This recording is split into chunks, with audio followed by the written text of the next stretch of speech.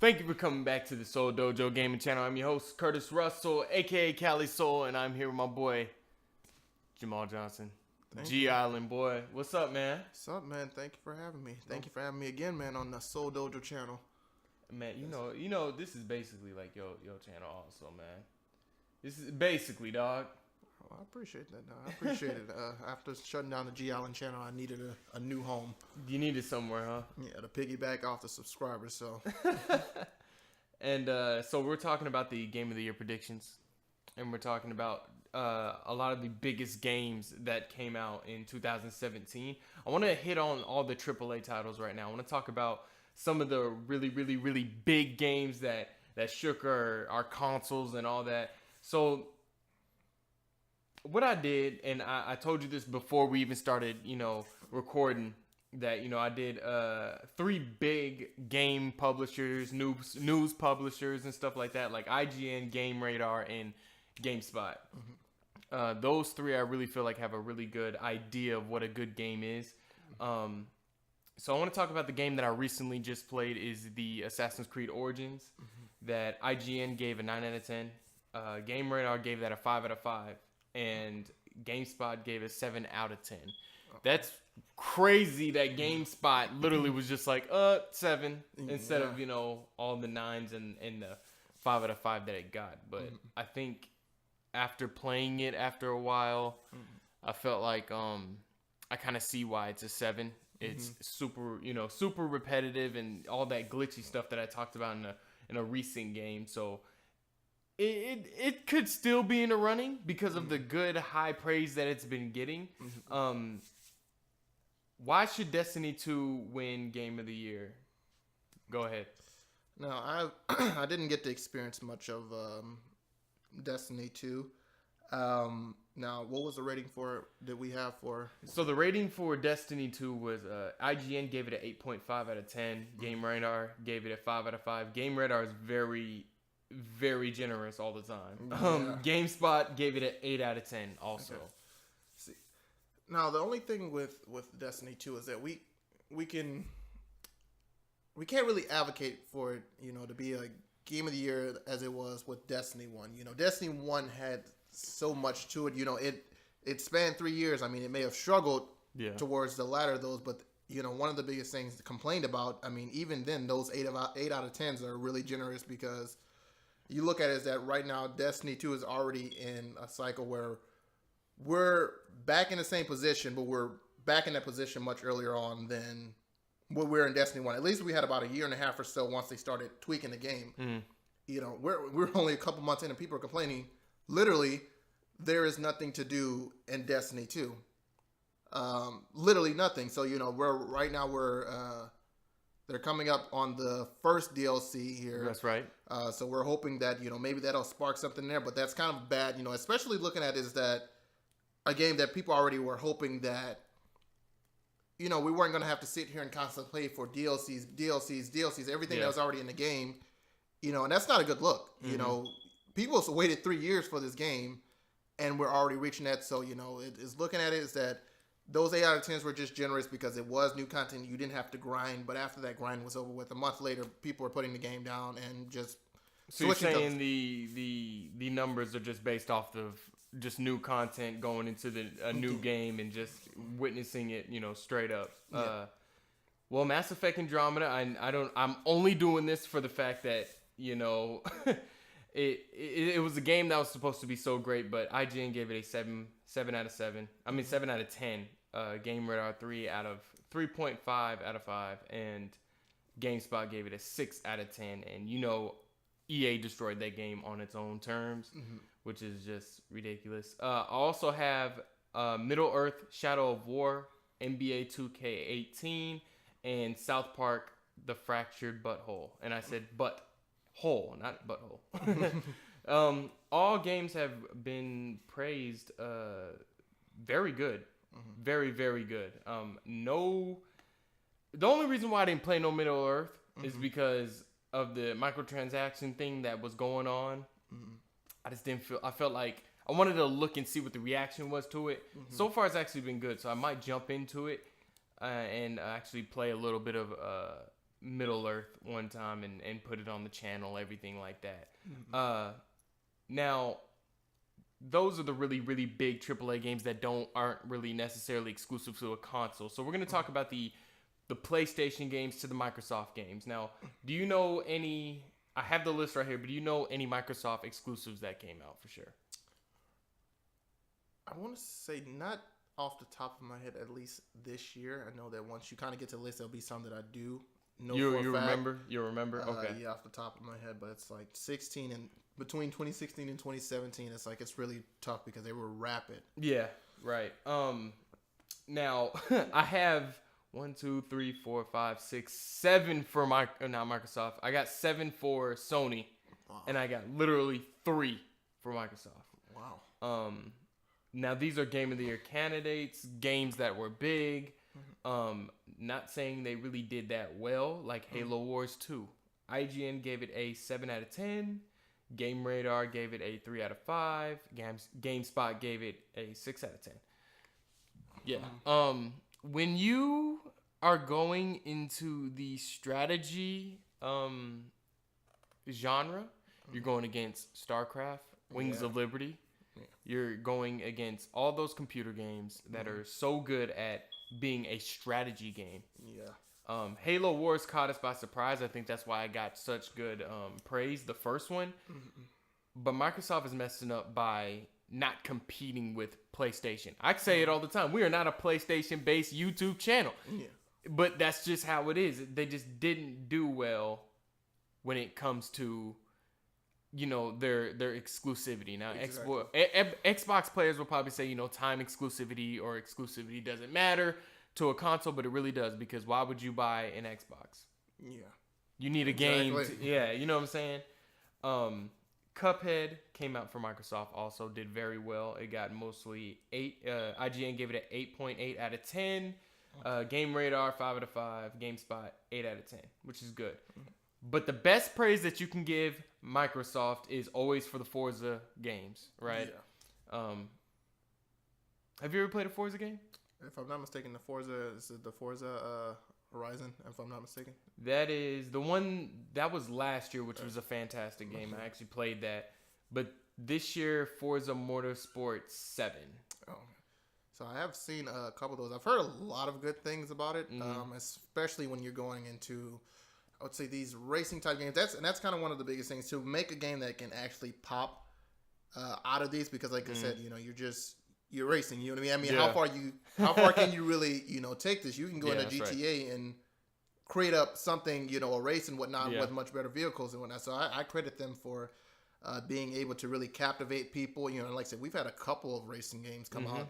The Crew was one of the ones that was supposed to be big notable. I don't know what. And that's the thing about Forza is I feel like they beat out Need for Speed, the Crew, because I don't even like not sports games. I don't even like racing games like that, but I got to give, Forza their props, because they make a game that's not just an authentic racing game. They know how to make just graphics. Just absolutely beautiful graphics. And they did a 9.2 out of 10. Game Radar gave it a 5 out of 5. And GameSpot gave it an 8 out of 10. So GameSpot they'd be cheating people. But Microsoft's year isn't over yet. They still have Crackdown 3 and Sea of Thieves to save them.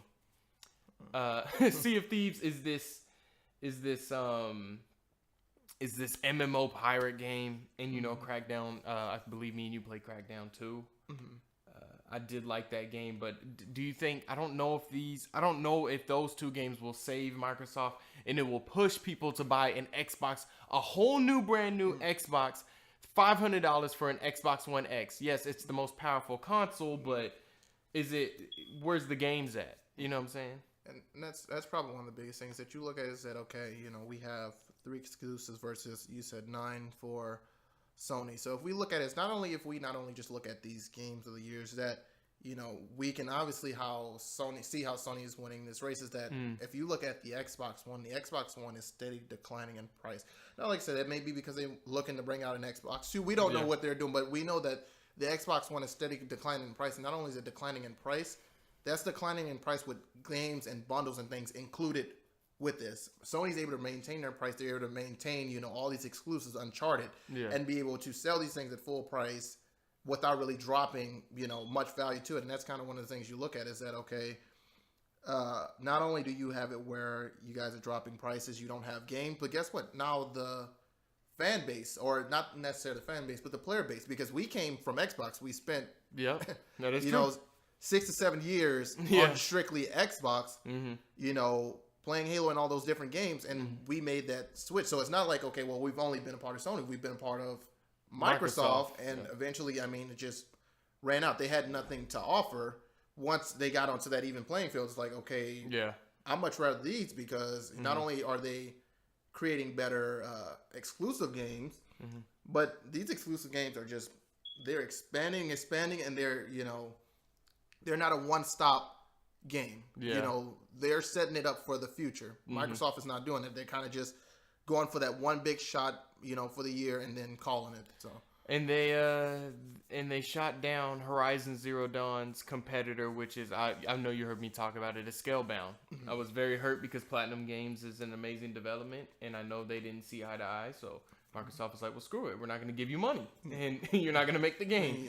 Sony has had a barrage of 9s and high 8s, and I want to just list them off. Persona 5, Horizon Zero Dawn, Neo, Nier Automata, Hellblade, Senua's Sacrifice, MLB The Show. 2 great games I do want to just talk about, just bring them out. Uncharted, Lost Legacy, and Crash Bandicoot Insane Trilogy. Persona, never got around to it. Heard it's such a great game. It got a 9.7 out of 10, 5 out of 5, and then a 9 out of 10 for GameSpot. Horizon Zero Dawn is, you know, 9.3 out of 10. Game Radar gave it a 4.5. GameSpot, 9 out of 10. And of course, MLB is just the baseball game of forever. We love, you know, I like MLB The Show. It's a really great game. It did 9s basically across the board. Hellblade Senua's Sacrifice was an awesome $30 game. And remember, all these are just Sony PlayStation exclusives. But Jay, my game of the year is, me personally, what I think it should be, everything that I've played all year is Horizon Zero Dawn. This game straight up came literally out of nowhere. I'm pretty sure they've been working on it, whatever, but we haven't heard about it. And Guerrilla Games used to make the Killzone series. Killzone, the one that one of the first games for PS4. It was okay. It wasn't loved, but it was okay. But Guerrilla Games switched gears and made a RPG that is open world, and this whole new idea. Made one DLC for it, and you bet your sweet tail they're making a second one. And it is just a fantastic game. If you are listening to this right now and you have not played Horizon Zero Dawn and you have a PlayStation, you need to play it. It is a great game. Absolutely fantastic. Hellblade, played that. You guys seen that on this channel. It's fantastic also. I want to talk about Nintendo now. I want to talk about how amazing Nintendo has been this year with Nintendo Switch, you know, coming out. And yeah, the Nintendo Switch started off slow, but now it's having all these great games come out. And Jay, this is Game of the Year prediction. This is what I think will win Game of the Year. This game right here. There's 2 games that have came out and done absolutely perfect, done no wrong. And it's Legend of Zelda Breath of the Wild and Mario Odyssey. IGN, you know what? Just 10s. It's all 10s. It's perfect. And I think Legend of Zelda is going to get that little edge when it comes to Game of the Year. Mario Odyssey, I've seen people, you know, do a couple of things, whatever, play it, whatever. It looks great. But I think Legend of Zelda is just going to be that game that everybody says, you know what, I really like that. Boom, I'm going to vote for it, and it's going to be Game of the Year. Also, I have in there Splatoon 2, which is a great little shooter that has, you know, it has paint coming out. You know, it's a little kid-friendly. It's paint coming out. And Mario versus Rabbids, which blends the Rayman Rabbids. If you're too young to know who the hell Rayman is, Rayman was the dude without, wrist and ankles, and he fought on the PS1. But yeah, the Rabbids, Mario versus Rabbids, that looked like a little strategizing, kind of a RPG, turn-based style game. And do you think that's right? Do you think Legend of Zelda will take the crown for this year, 2017?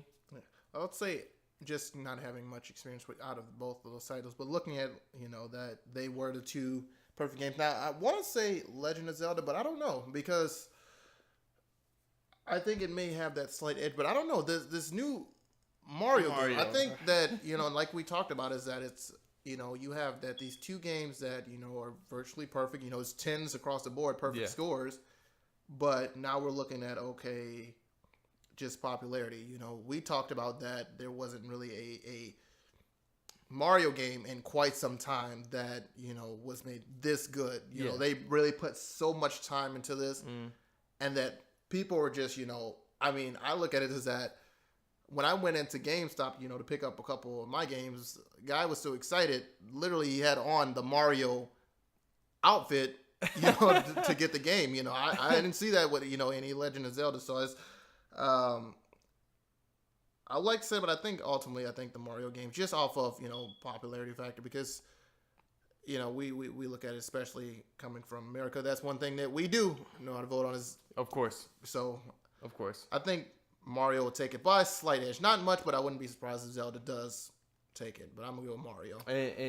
And like you were saying, this is the first 3D Mario platforming game since Mario Sunshine in 2002, which I did play when I was fairly younger. But it was Mario Sunshine was fantastic. But yeah, so I think out of all the games I played, Horizon Zero Dawn should take it. I don't think it will. I think it might get a couple of, little maybe action RPG of the year or whatever of the year. And I think Legend of Zelda will definitely take it. But it's going to be a fight. Legend of Zelda and Mario Odyssey. We're just going to have to see. Yeah, we are. We just going to have to see. But I appreciate you. Man, I appreciate you being on the show, man. No problem, man. You awesome. And if you have been watching for the last 17 minutes... I appreciate you, and make sure you subscribe to this Seoul Dojo gaming channel. And you guys have a good day. All right, peace. Thank you guys for watching, and if you like that video, go ahead and hit the like button and subscribe to the Seoul Dojo gaming channel. We're going to have a lot more coming. We're going to have your gameplays, reviews, and first impressions of all the hottest games releasing. So you guys have a good day. Peace.